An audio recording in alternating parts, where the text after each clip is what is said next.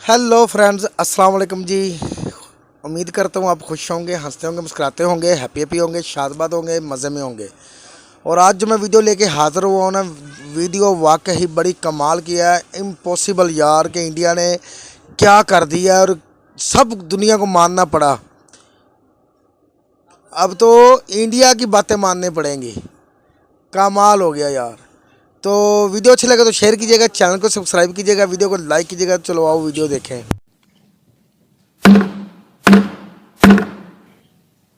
मैं African union के अध्यक्ष को G20 के स्थायी सदस्य के रूप में अपना स्थान ग्रहण करने के लिए आमंत्रित करता हूं।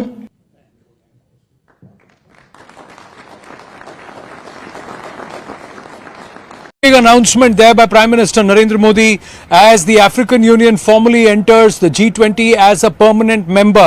One earth, one family, one future.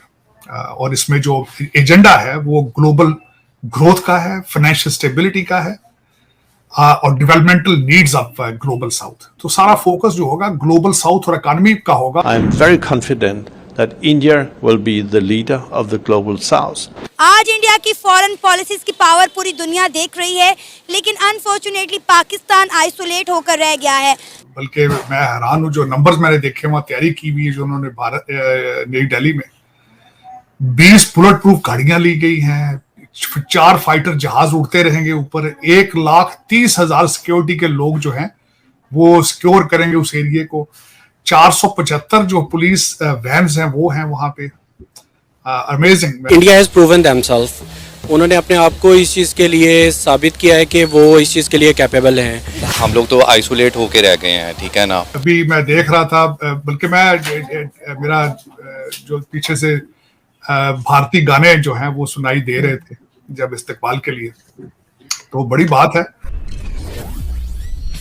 Hello friends, जय हिंद। हिंदुस्तान स्पेशल में आपका स्वागत है दोस्तों।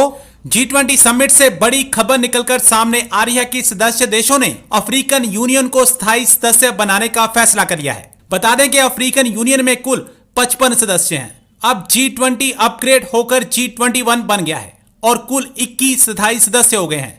प्राइम मिनिस्टर मोदी ने तालियों की गड़गड़ाहट के बीच अफ्रीकन यूनियन के चेयरमैन को अपनी जगह लेने के लिए आमंत्रित किया। भावुक होकर अफ्रीकन यूनियन के चेयरमैन ने प्राइम मिनिस्टर मोदी को गले से लगा लिया। प्राइम मिनिस्टर मोदी और विदेश मंत्री एस जयशंकर ने मिलकर अफ्रीकन यूनियन के प्रमुख प्रेसिडेंट अजाली असुमानी का स्वागत किया। समिट के शुरू होने पर प्राइम मिनिस्टर मोदी ने कहा, मैं अफ्रीकन यूनियन को परमानेंट मेंबर बनाने का प्रस्ताव सबके सामने रखता हूं। मुझे भरोसा है कि सभी सदस्य देश इससे इत्तेफाक करेंगे। सदस्य देशों की अनुमति के साथ मैं अफ्रीकन यूनियन के प्रमुख को शामिल होने के लिए आमंत्रित करता हूं। अभी मैं देख रहा था, बल्कि मैं मेरा जो पीछे से भारतीय गाने जो हैं वो सुनाई दे रहे थे जब इस्तकबाल के लिए, तो बड़ी बात है। बड़ी तैयारियां हैं, बड़ी गहमा गहमी है। बल्कि मैं हैरान हूँ, जो नंबर्स मैंने देखे, वहाँ तैयारी की हुई है जो उन्होंने भारत नई दिल्ली में 20 बुलेट प्रूफ गाड़ियां ली गई हैं, 4 फाइटर जहाज उड़ते रहेंगे ऊपर, 1,30,000 सिक्योरिटी के लोग जो हैं वो सिक्योर करेंगे उस एरिया को। 475 जो पुलिस वैन्स हैं वो हैं वहां पे। अमेजिंग। मैं जो उन्होंने इसकी सारी तैयारी की है, इट्स अमेजिंग। मैं समझता हूँ it's a big honour for South Asia, it's no question about it. बल्कि इसके अंदर जो है कई पॉलिटिकल गेम्स भी जारी हैं। मोदी साहब जो है वो जकार्ता गए कल 9 घंटों के लिए, सुबह 8 से लेकर 6:30 बजे तक। 2 उन्होंने वहां पे कॉन्फ्रेंसेस सेट जाके मिले और उन्होंने टोन सेट की इस G20 के लिए, क्योंकि इसके अंदर काफी पॉलिटिकल टर्मोइल भी मौजूद है चाइना और रशिया और वेस्ट की तरफ से। उन्होंने मैरीटाइम समिट भी जाके अटेंड की और आसियान को भी अटेंड किया, और खासकर उन्होंने वहां पे जाके साउथ चाइना सी को एड्रेस किया, जो कि चाइना के लिए बड़ा सेंसिटिव है, और जो खासकर उन्होंने वहां पे मैरीटाइम लॉज रूल्स उनके बारे में बात की। मेरे ख्याल में मोदी साहब वहां पे गए थे थोड़ा अमेरिका को खुश करने के लिए, और मेरे ख्याल में ही वाज वेरी सक्सेसफुल, क्योंकि ये अमेरिका चाहता था कि थोड़ा सा चाइना को दबाया जाए। मैरीटाइम लॉज के हवाले से और जो नेविगेशन के हवाले से और फ्रीडम ऑफ नेविगेशन के हवाले से ईस्ट जो एशिया समिट है जिसके पहले 16 मेंबर थे, अब 18 मेंबर है उसके।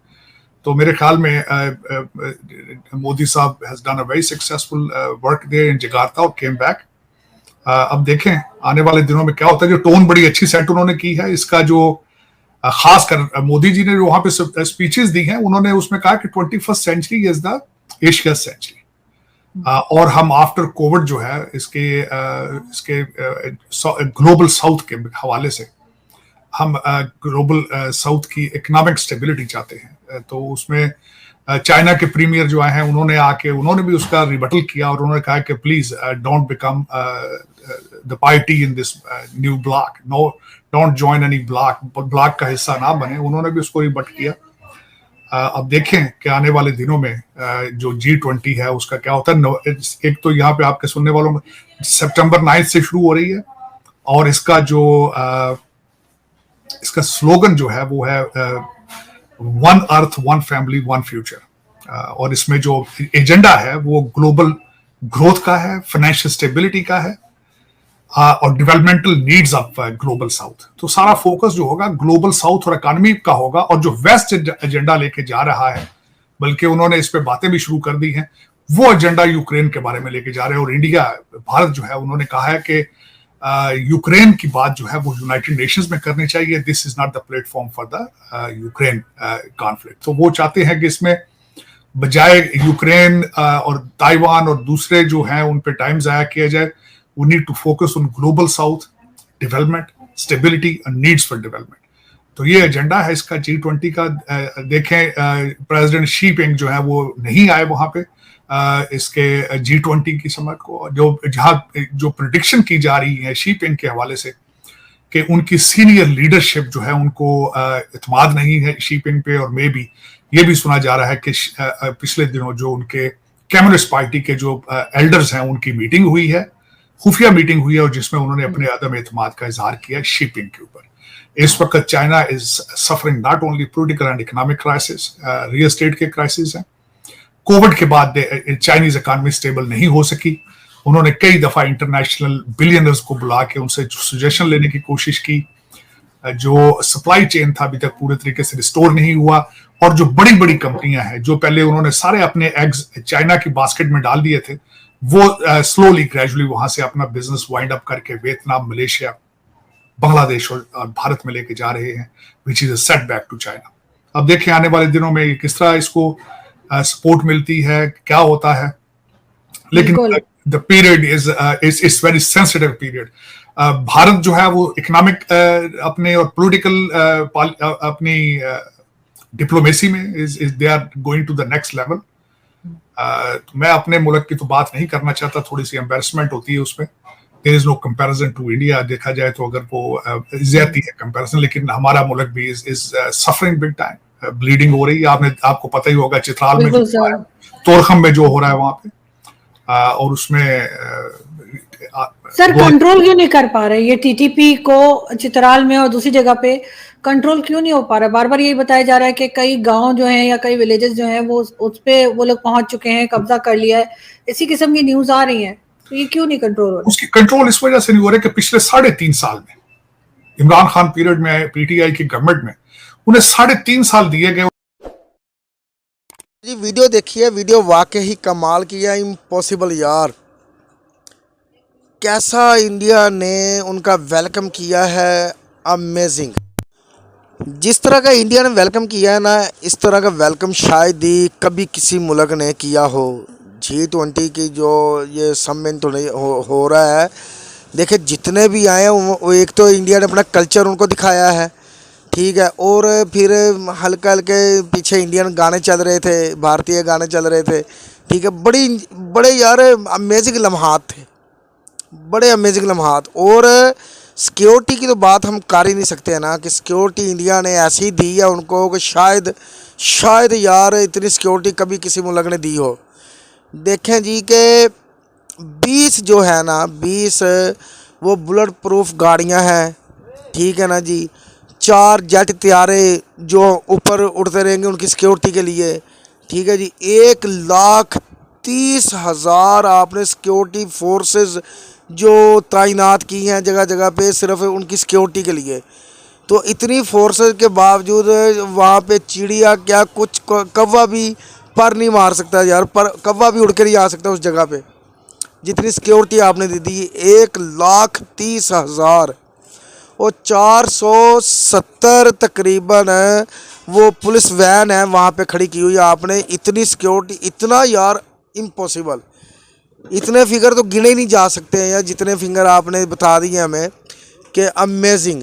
और दुनिया सारी हैरान है। और मोदी सरकार ने जो सबको हैरान कर दिया ना, G20 जो समिट है इसको G21 में कन्वर्ट कर दिया है मोदी सरकार ने। वो कैसे कन्वर्ट किया है कि आप देखें कि मोदी सरकार ने उनको कहा जी कि मैं साउथ अफ्रीका को भी इसका मेंबर बनाना चाहता हूँ। तो अगर सब मेरे साथ एग्री हैं तो बता दें। तो सब खड़े हो गए, ठीक है जी। सब ने मोदी सरकार की बात को सुन के उनको वेलकम किया है, ठीक, क्लैपिंग की है। तो साउथ अफ्रीका ने अपने जज्बात का इजहार किया है उनको गले लगा के, तो देखें आप, जिस मुल्क को इतनी इज्जत दे रहे हैं आप लोग, फिर तो वो आपके लिए जान भी देने को तैयार है, जितनी इज्जत आपने दी है उनको। ये बात हुई ना, ये बात है। इसको कहते हैं लीडरशिप, इसको कहते हैं जो अपने मुल्क में तरक्की की राहों को तरक्की की परवाज़ में उड़ते जाना, इसको कहते हैं, जो मोदी सरकार ने करके दिखाया। और बड़े बड़े यार देश आए हैं आपके मुल्क में, बड़े बड़े लोग आए हैं आपके मुल्क में, ठीक है जी, सिवाय पाकिस्तान के। और मुझे लगता है कि शायद कि चाइना को भी ना बुलाया हो आपने इस समिट में। ये अभी मैंने कंफर्म नहीं किया, ना ही मुझे वीडियो में बताया गया है, ना ही मैंने सुना है कि चाइना को भी नहीं बताया। मगर बड़ी यार इसमें बहुत ज़्यादा बातें होंगी, ठीक है जी, ग्लोबल के बारे में, IT के मामले। मसलन इंडिया एक ऐसा देश बनने जा रहा है जो अब ये सारे देश अब देख रहे हैं ना इंडिया को।